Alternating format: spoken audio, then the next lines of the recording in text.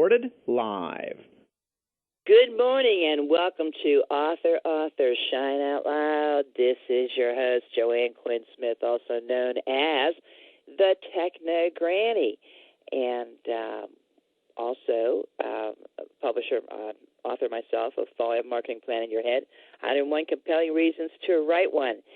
And the sole purpose of doing this show is to give authors a forum to talk about the back story of their books. So get your coffee, sit down, check us out, listen to the backstory of an author who is absolutely amazing in his own right and is writing a series of books that appeal to cultures across the globe.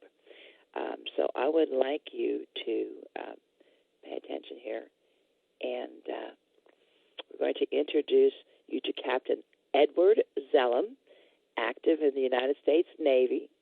Captain Zellem has served as a United States Navy officer for 26 years, still on active duty at U.S. Central Command in Tampa, Florida.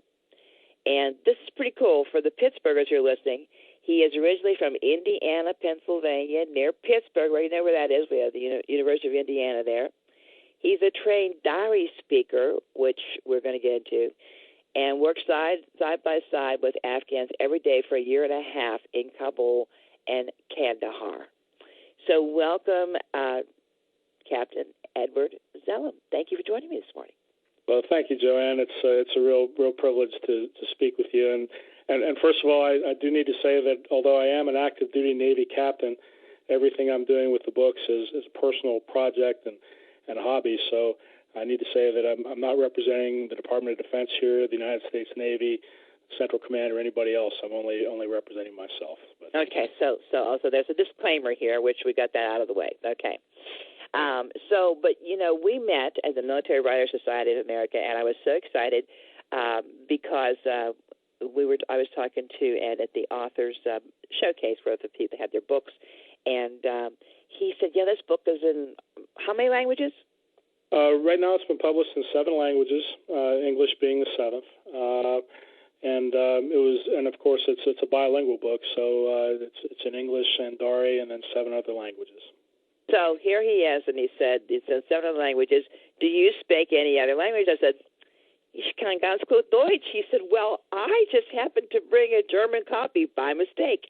So not only do I have an English copy because of the interview here, and I ask all of the guests to give me a copy because eventually I do review all the books on my blog, Author Shine Out. And so I have a German language copy in addition to an English one, which was pretty cool. So that in itself, because I speak a couple of different languages, is pretty amazing to me. So let's talk just a little bit about your military career and then ending up in Afghanistan, just briefly. Okay, well, I was selected for a special program in 2009 called AFPAC Hands. Kind of a lot of people think of it as an armed Peace Corps. It was a new program where they took some senior officers, put us in language immersion for 5 months, and then put us in Afghanistan with working with Afghan units every day, daily. And so that's what I did. That's how I learned to speak Dari. And once I got there, I discovered, working in their language, that Afghans speak in proverbs all the time. It's a very colorful, fascinating way of speaking. And so I began writing them down and collecting them and making a personal list as a learning tool. And so the book really started as a learning tool, became a hobby, then a passion, and now it's 8 books, and then there are more on the way. Now, you say in language immersion. Did you by any chance do that at the Defense Language Institute in Monterey? It was sponsored by them. It was a satellite hub in Washington, D.C. So, yes. But it was about as full immersion as you could get, in the United States. It was 8 hours a day of full-blown language immersion, and then about 3 hours of homework every night. So it was very intense, a very good course. I understand. Did that in German way back in 1969 at the near Fort Ord, near the Presidio, at the actual Monterey Language Institute. And man, it is something. You learn to think, act, walk, talk in the language. It's absolutely, when they talk about language immersion, culture immersion, it's pretty amazing. Pretty amazing that we have the ability, and we do. I think it goes back to many years ago, and you're too young for this, Ed, but there was a book written many, many years ago, and then subsequently a movie called The Ugly American. And that was because we went overseas and we just acted like we were the only country in the world, and we didn't care about people's cultures, and we did all these crazy, stupid things that insulted people. And finally, somewhere along the line, I think in the 70s and in the late 60s, early 70s, the United States got it and said we got to do a better job at the people that we send overseas. So that's pretty cool. Well, and that's exactly what this was. And The Ugly American, it is a timeless book, and it has a lot of lessons in it about why we need to. Everybody focuses on the technology of war and conflict, but it's really it's really about people, and going overseas in any capacity, is about the people. And so understanding the cultures and the people is just so important. And my biggest takeaway from Afghanistan was that, most Afghans are actually pretty cool, and I know, some people might not believe that because all they hear in the news is bad news. But, as long as we're talking about proverbs, here's a proverb we use in the Navy, 95% of the 5% of the sailors cause 95% of the problems. And and that's true for any field. There's 5%. There is a drunken sailor image, yeah. But really there are some bad actors in Afghanistan, certainly. But 95% of the people really, believe it or not, have a lot in common with you and me and with Americans in general. And that's what I found, and that's one of the lessons that I think that book, The Ugly American, talked about. Absolutely. Now, this I find very interesting, and that is that this book, Zarbul Masala, am I saying it correctly? Zarbul Masala, that means Proverbs in Dari. It means Proverbs. So it's 151 Afghan Dari Proverbs. Now, the illustrations came from Kabul high school students. That's right. How did you manage that? Well, as the book, it started out as a personal list, and people kept asking me for my list, and I thought I'd publish a few hundred copies on my own, and I thought it might be nice to have some basic illustrations for it as well, to make it a nice book. And so I discovered this extremely talented high school out in the Kabul suburbs. It had a great art program, and I worked with the school. They agreed to do it, and so together we published the book. The first edition was published in Afghanistan under a State Department grant that I arranged for the school, and we published 40,000 copies together. It was me, and the rest of it was all Afghans. Those were distributed to over 200 schools throughout Afghanistan. And the schools got the profits, or you gave them away for free? How did that work out? Well, these were given away for free under the State Department grant. And then after that grant deliverable was complete, I, of course, as the author, retained rights to republish. I also gave those rights to the school, so the school can republish too. I mean, I wanted them to benefit, most of all from this. 100% of the net proceeds from this book go to Afghan literacy charities, including Marifat High School in Kabul, the illustrators. So we delivered 40,000 copies at no cost to 200 schools throughout Afghanistan. And then I came back after a year and a half over there and published the second edition, and that's what's available now worldwide on Amazon, Barnes & Noble, a variety of retailers around the world, over 35 countries. And you can find out a lot more about where to buy it at website afghansayings.com. And that's there is for new readers and children the Afghan Proverbs Illustrated, which I guess came out of this art project, correct? That's correct. That's my second book. After publishing the first book of 151 Proverbs, it became so popular, around the world, especially with people who were trying to learn Dari or teach their children Dari. Afghan immigrants, for example, second-generation kids, were growing up and they didn't know how to speak their own language, and so everybody asked me for a children's edition, and so that was the second book, Afghan Proverbs Illustrated. And that actually just won, was just notified last week by Writer's Digest. That book, that second book, won a first prize by the Writer's Digest Self-Published Book Awards. And that'll be, I think, formally announced in a press release by Writer's Digest in about a week. Now, I've got to tell you, meeting Ed was such a treat. Here he comes for the first time to the Military Writers Society of America, which is a small and a niche but very prestigious organization. And he's constantly saying, thank you for having me in the group, thank you for reaching out to me, thank you this, thank you. And this is my take, humblest individual you ever want to meet. And so excited about being on my show. And I'm thinking, and if you would see the credits and the places that have interviewed him already, I feel honored that he is on this author show. And now I've got a lot of shows that are plugged into a million internet listeners. This is a brand new show, only up probably less than a year. So excited that Ed agreed to come on the show here. But I'll tell you what, if humility were a commodity, this gentleman that serves our country would be at the top of the list. And that's just my take. So when you read the book or read this from a point of view of a person that has absolute and utter humility in what he does, and it's refreshing because authors often take on, especially if they start to get a lot of attention, take on a whole different character. And I have not known Ed before, but what I know now is that he has not let the success go to his head, which is pretty cool. Well, you're very, very kind to say that, and I'll just reply as an Afghan would. An Afghan would say to that, "Zenda Bashin," which means long life to you. It means thank you very much for your kind words, Joanne. So. Well, I'm only speaking the truth. Now, okay, so you worked on President Karzai's National Security Council staff inside the presidential palace of Afghanistan. So were you able to use Afghan Proverbs there?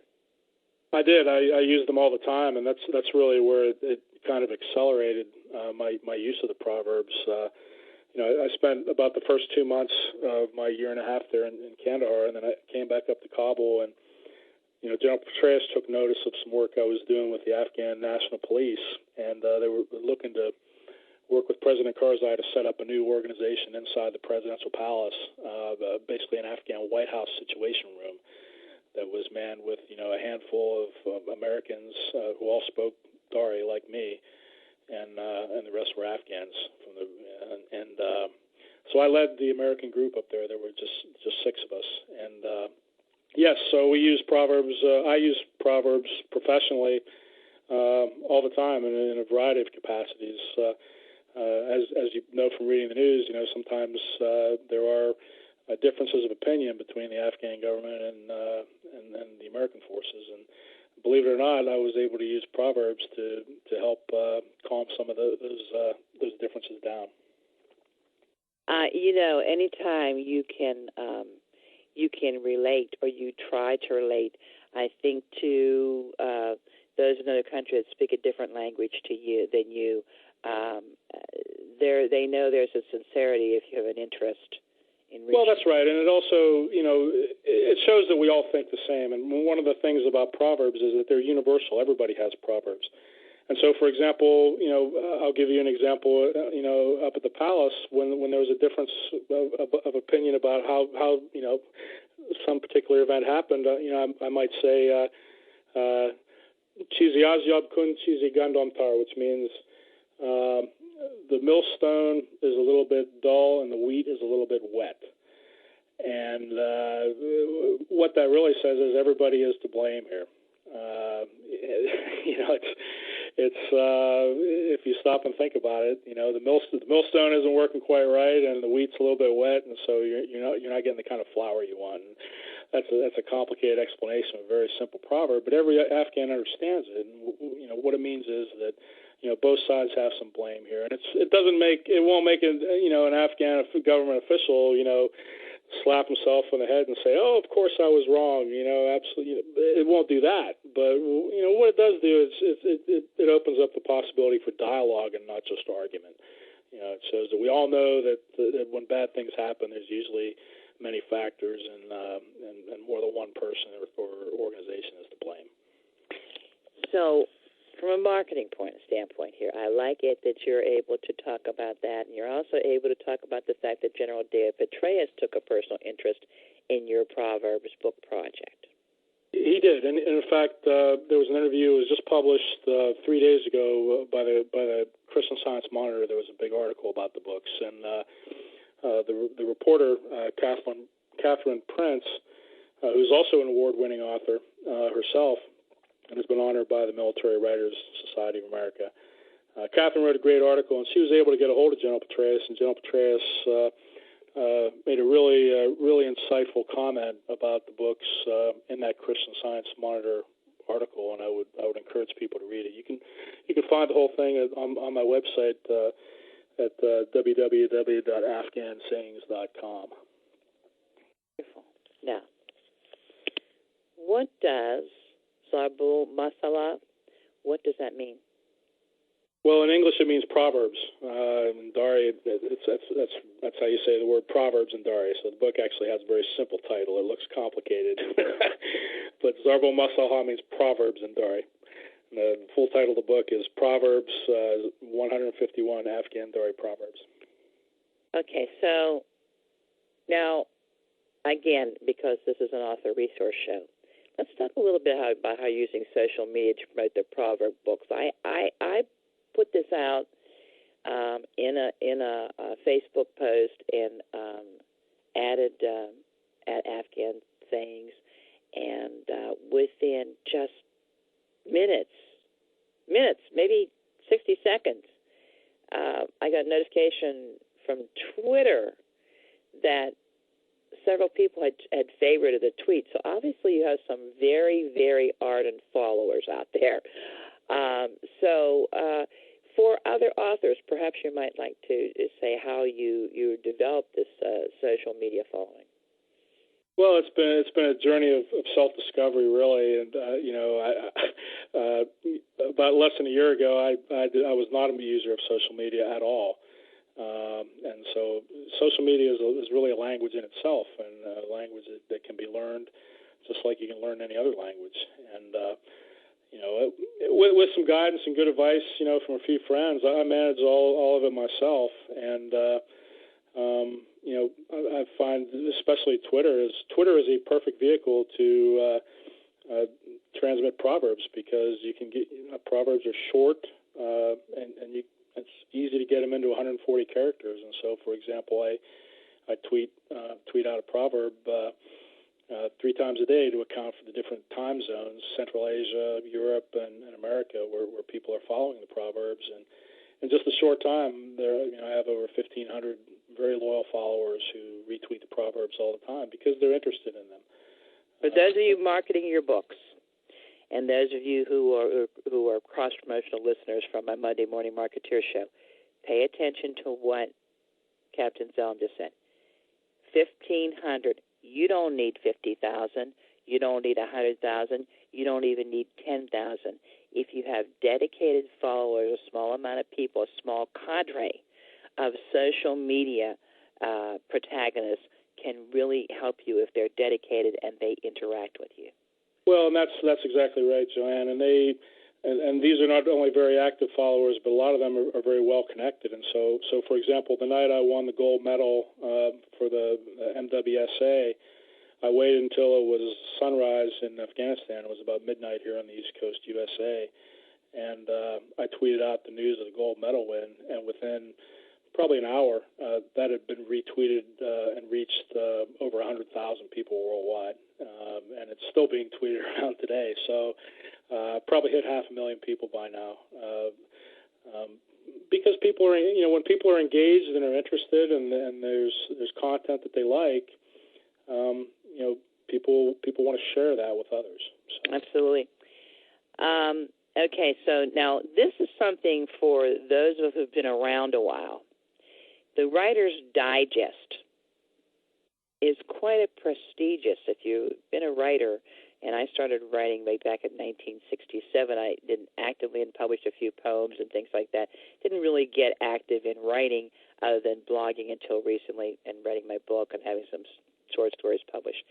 But I've been a prolific blogger for years. But when I first began to write many years ago, the Writer's Digest, well, it's been around probably 100 years or something like that. And you won the first prize, Writer's Digest 2013 Annual Book Awards for Afghan Proverbs Illustrated. That's really quite a coup. It was a very pleasant surprise, and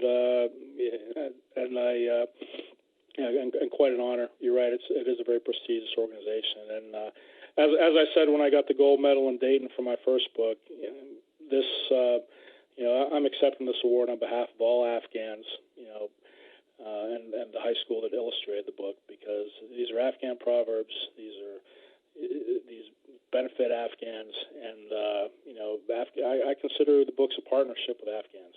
And, you one of the things that you did was you took something that already existed and put it into a book format, and it really does elevate all people. And anything that lets the world understand a different group of people, especially here in the United States, we have so much multicultural stuff going on here, especially in our large cities like San Francisco and New York City, that we feel like we don't need to go anywhere. We got little Italy, we got little Egypt, we got little Germany. We sort of feel like we don't have to go anywhere else, but we really don't enlarge our cultural sphere beyond our hemisphere. And anything I think that allows us to do that is exceptional. And you have also been elected to the International Association of Paremiology. Now, I don't know what that is, but it's met in Portugal. So that's correct. Yeah, it's paremiology. You pronounce it right. And I didn't know what that was either. I was contacted by the International Association of Paremiology about 8 months ago after I published my first books, and it turns out that I thought they said, well, you're a paremiologist. We'd like to elect you to our society, and I said, paremiology. To me, I thought that might be some sort of medical condition, like a gum disease, or maybe a women's health issue. I didn't know what paremiology was either. But as it turns out, it's a very serious and important subfield of linguistics. That is the scientific study of proverbs, because proverbs are a universal phenomenon in every language. We have them in English too. Think about, the squeaky wheel gets the grease. Okay, that's a proverb in English. So the society was very interested in my books, and they elected me as a member, and I'll be going to Portugal to speak to the society and present my books, because apparently nobody in the West has done academic research on Afghan proverbs before, and this is not academic. Here you are, a naval officer. Now you've already, and you're an author, and you've already bridged the gap between being an independent author and academia. I mean, that's just pretty amazing. Well, I mean, it's really, believe it or not, it's all very accidental. One of the Afghanistan has been in a state of war for over 32 years, and there are no accidents. There's only divine providence. Well, and for anybody who's listening, I talk about God. That's it. It's my show. Sue me. Well, and Afghans might agree with you. In fact, there's a very famous Afghan proverb: "Isa ba din Yehud, Musa ba din Yehud." It means Jesus to his religion, Moses to his, and that's a proverb of religious tolerance. And one of the things that might surprise some people is that 95% of Afghans who are cool people, good guys, are actually quite religiously tolerant. That proverb expresses that. Jesus to his religion, Moses to his. Everybody is entitled to their own opinion and their own religion. And it's amazing the amount of commonalities and universal thoughts that proverbs express. And I think when people look at the proverbs, they're going to find that Afghans and Americans are really not that far apart, not nearly as far as a lot of people would believe. We're just one nation around the world, really, of people that just speak different languages. And I would like to say, too, that, if any listeners think that I've gone native or anything else, I mean, I make no apologies for the bad parts about Afghan culture, and there are bad parts. I don't like the way some of the older people treat women. I don't like the burqa. I don't like some of the ethnic prejudice that is still there among the Afghan tribes. But, there are things about Afghan culture that I don't like. But there are things about all cultures that I don't like.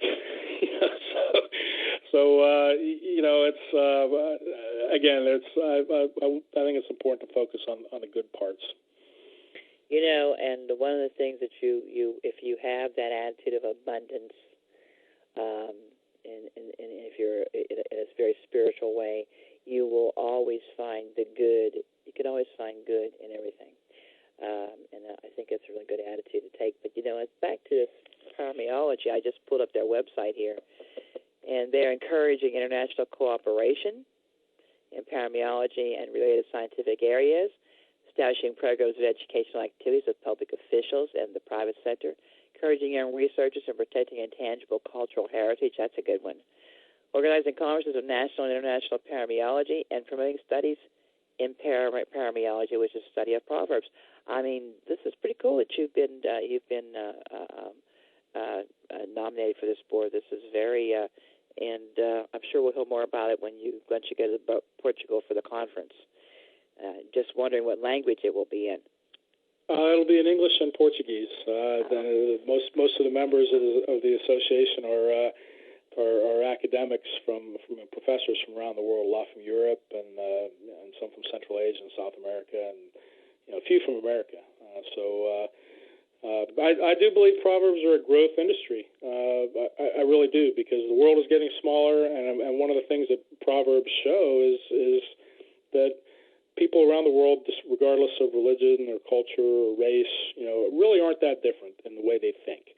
Everybody wants the same basic things. Regular people like you and me, they want to have a family, they want to have a decent job, they want to have a little bit of security, and they want to have education and basic human thoughts. And that's what Proverbs reflect. And that's the message that I know that the premiologists know, and I want to work with them to expand that message to the rest of the world.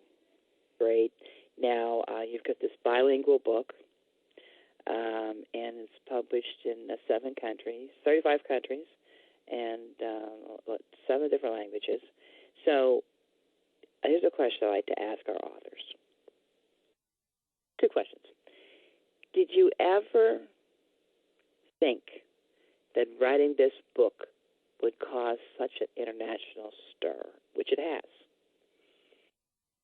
No, I never thought that for a moment. In fact, the writing of the book, as I said, was pretty accidental, believe it or not. I mean, it started as a list, and then just a personal list, and then it became a book almost by accident in Kabul, and then it's almost really taken a life of its own. I mean, sometimes I feel like I'm hurtling down a ski trail, and I'm just trying to keep from running off the road. And I think it's kind of snowballing on its own right now. Try to stay standing on the skis, right? Not run into a tree. Exactly.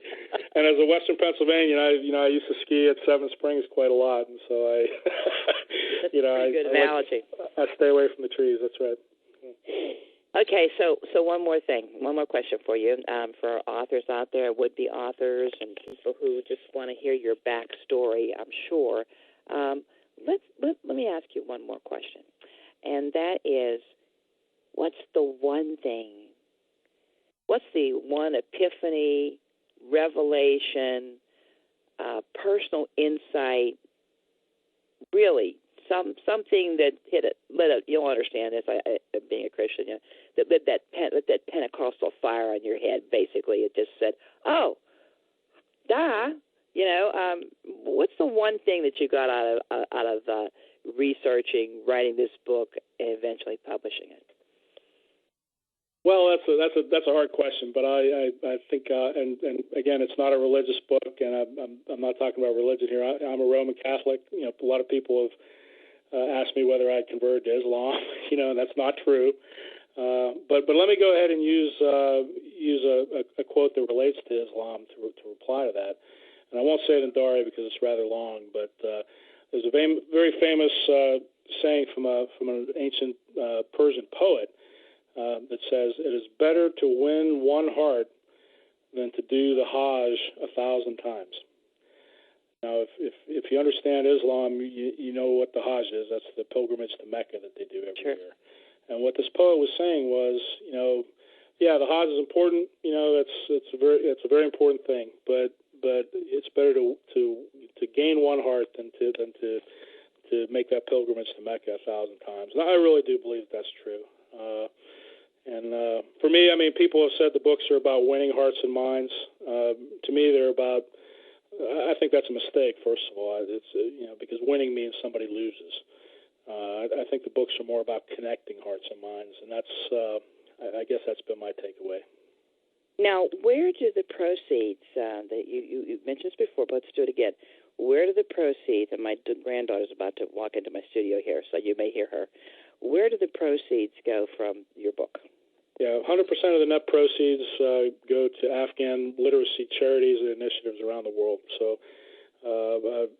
I've donated at the request of Kabul University. I've donated 500 copies to Kabul University. I've donated books to several smaller libraries in Afghanistan. I'm about to ship 100 copies of the German edition over to a German school in Kabul. I've shipped copies to a Swedish social worker in Sweden who is using the Swedish edition to... Now, how do you finance all this? This comes from what you make on the books, or are you getting grants, or are you... No, it's all self-financed. It's coming out of my own pocket. In fact, it's book royalties. I'm a little bit in the hole personally because I can't resist donating books. I believe that literacy is so important. It's so important. You are just the author philanthropist. Well, okay. Now here's what I'm going to suggest. If you want to help with Ed's mission, buy the book so he has more proceeds to help more people. So where can they buy the book again? Well, Amazon.com in the United States is the easiest place. All of them are there. You can find links to everything and information about the books and how they were written and me. Everything is all at my website, AfghanSayings.com. AfghanSayings.com. They can also contact you there for interviews and that's right. There's a public contact appearances. sheet there. Public appearances.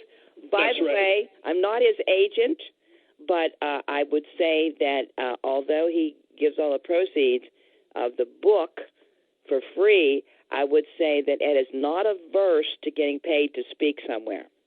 So, you can think about giving him an honorarium when he comes to speak about the Afghan Proverbs at your institution. So. Yeah, that'll be great. I'll donate that too, but thank you. This is not about me. This is about, bullets and bombs in Afghanistan are going to go away. And this is, and I'm not on a crusade, but I do believe that, Afghans can use a little bit of a leg up. And some of us do not even affect. My mother used to say years ago, charity begins at home. Take care of your own backyard first. But it has occurred to me as I've been interviewing you that not only are you taking care of an image for the Afghan people and their culture, but you are taking care of your own backyard because through knowledge comes tolerance. Through knowledge comes edification. And so even there are some bad things going on, there's some good things going on there, and you have managed to bridge that gap between ethnicities and cultures, and you are taking care of your own backyard by creating a situation where people here at home, either if they're Afghan nationals who have emigrated here, or if they're just people who want to know about other cultures, you are taking your own care of your own backyard and reaching out internationally. So my congratulations to you. Well, thanks very much. And I suspect, and I don't know, this is all, sort of a discovery learning as we go along here, but I suspect the same model could be used in other conflict zones around the world, for example, Syria. And again, I'm speaking only for myself here, not for the military or DOD, anybody except me. But, how many people really understand Syrian culture? How many people really think about, the commonalities that we have with Syria? We go to a Syrian festival once a year. And we know they make good food. Yeah, so maybe this is a model that can be applied to other developing countries, other conflict regions. I don't know. I haven't got that far yet. I'm focused on Afghanistan right now, but we'll see. I think people can all gain something from learning. Well, I think you have a stellar career. I think it's amazing that you're contributing all these profits, putting them back into to helping literacy. And putting back into donating the books. Truly, you're an amazing individual. I'd like to invite you to do another interview with me when things kind of calm down for you. I know you're doing them all over the world right now, and I'd like to invite you to do an interview for me called Professionals with Impact. I'd like to invite you to do that somewhere along the line here when you're ready. So thank you again for joining me. It's a pleasure and honor to know you and to have been associated with you. And I can't tell you how humbled I am to have you on Author Shine Out Loud. So keep on shining, Ed. You did a great job. Thanks very much. You're very kind. And thank you for helping promote Afghan Proverbs and your interest. I really appreciate it. If I could, I know you have a Pittsburgh audience. Well. You know what? Wait. We got this here. We're trying to promote this. A Pittsburgh proverb for the Steelers. Did you come up with one? Yes, and actually, it's we need something here. Okay, so here it is. So. I interviewed. I do some interviews on the side with Afghan celebrities, and I was interviewing an Afghan professional soccer player. Right now. He's playing down in Brazil, and his name's Hazrat Gul Baran. And I asked him about a sports proverb that Afghan soccer players use, and the proverb he gave me was "Gol nazani, gol mechori," which means score a goal or be scored upon. And that's what I would say to the Pittsburgh Steelers. The Afghan soccer players say this before every game: score or be scored upon. And that's what I think the Pittsburgh Steelers offense needs to keep in mind. I still have great hope that they'll recover the rest of the season. Well, I would invite you also to join a site for Pittsburghers and those surrounding Pittsburgh. I would invite you to join a site called Positive Pittsburghers, which is mine, as you're from Indiana, Pennsylvania, and I invite you to put that up there. And and also, if you'll send that to me by email, we'll run it on my radio show, Positively Pittsburgh Live, on Monday. I think if the Pittsburgh Steelers could be inspired by an Afghan sports proverb, I think maybe that's what they need. I don't know, but I've been a fan since the '70s, the days of the Iron Curtain, Terry Bradshaw, Franco Harris. If I can help the Steelers with an Afghan proverb, I'm happy to do that. So. But people can find out more about all this, AfghanSayings.com. They can follow me on Twitter at AfghanSayings. And once again, Joanne, thanks for a wonderful interview and for your interest. Thank you. The pleasure's been mine. Okay. Bye-bye. So listen again soon for more Military Writers Society of America, award-winning authors on Author Shine Out Loud. And find out the backstory. Get your coffee and listen in and find out what makes our authors tick.